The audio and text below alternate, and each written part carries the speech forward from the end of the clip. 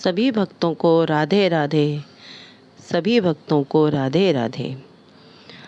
भादो मास के कृष्ण पक्ष की छठी, जिस दिन कृष्ण भगवान की छठी मनाई जाती है, उसे बछबारस भी कहा जाता है।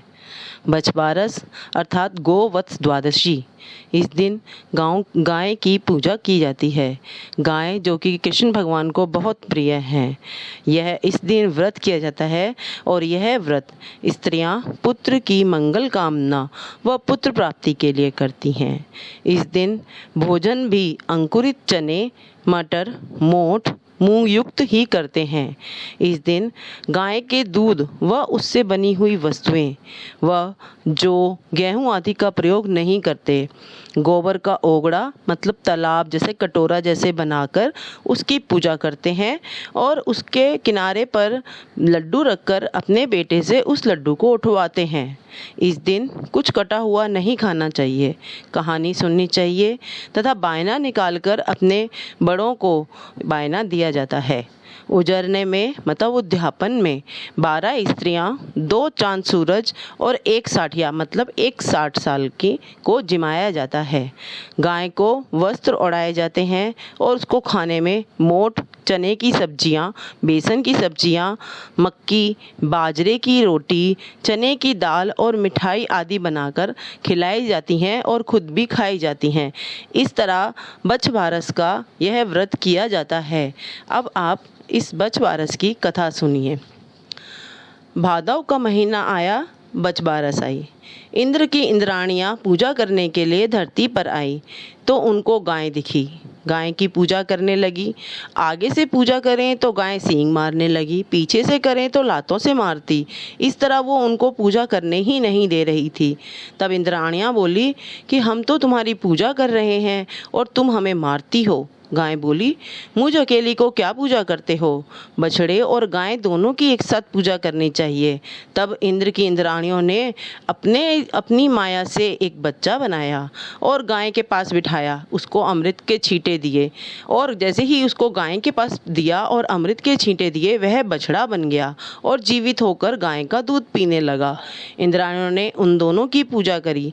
फिर गाय बछड़े को लेकर घर आ गई। गाय के साथ बछड़ा देखकर मालकिन ने उसे घर में नहीं घुसने दिया। वो गाय से कहने लगी कि मेरे भी कोई बच्चा नहीं है और तेरे भी कोई बच्चा नहीं था। अब तू अपने लिए तो बच्चा ले आई है, मेरे लिए बच्चा कब लाएगी? जब तू मेरे लिए बच्चा अंदर लेकर आएगी तब मैं तुझे अंदर आने दूंगी।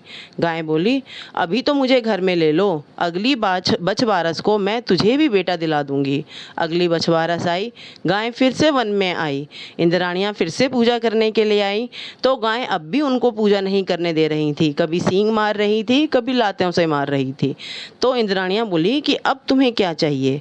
गाय बोली, पिछले साल आपने मेरे को बच्चा दिया था, अब मेरी मालकिन को भी बच्चा दो, नहीं तो वो मुझे घर में अब नहीं आने देगी, तभी मैं तुमको पूजा करने दूंगी। तो इंद्र की इंद्राणियों ने फिर से अपनी माया से एक बच्चा बनाया और एक पालना बनाया। उस पालने को गाय की सींगों से बांध दिया और उस जो बच्चे को बनाया था उसको उसमें लिटा दिया। फिर वही संजीवनी का छींटा दिया। फिर जैसे ही उन्होंने छींटा दिया तो वह एक इंसान का बच्चा बन गया। फिर इंद्राणियों ने गाय की पूजा करी। गाय बच्चे को लेकर घर आ गई तो सारी औरतें उस सेठानी से कहने लगी कि सेठानी देख, तेरी गाय तो तेरे लिए बच्चा लाई है। सेठानी ने गाय को गाजे बाजे के साथ अंदर लिया। गाय माता ने सेठानी को बच्चा दिया।